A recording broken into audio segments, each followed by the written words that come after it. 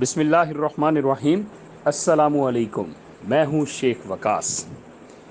جیسا کہ آج الحمدللہ عید کا سیکنڈ ڈے چل رہا ہے، تو آپ سب کو بہت بہت مبارک ہو ونس اگین۔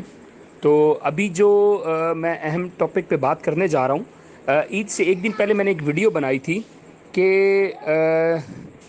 81-71 سے لوگوں کو میسیجز آنا شروع ہو گئے ہیں، لیکن میں یہاں پہ آپ کو انفارم کرتا چلوں کہ 81-71 سے جو میسیج آ رہے ہیں نا، وہ یہ نہیں آ رہے کہ آپ اس پروگرام کے لیے اہل ہو گئے ہیں۔ مجھے کچھ اپڈیٹس ملی ہیں اتھینٹک پرسنالٹی سے کہ 81-71 سے جو ایس ایم ایس آ رہے ہیں وہ یہ آ رہا ہے کہ اگر آپ کا خاوند سرکاری جاب نہیں کرتا یا آپ کی فیملی میں کوئی سرکاری جاب نہیں کرتا تو ان کو اس پروگرام میں اہل کیا جا سکتا ہے۔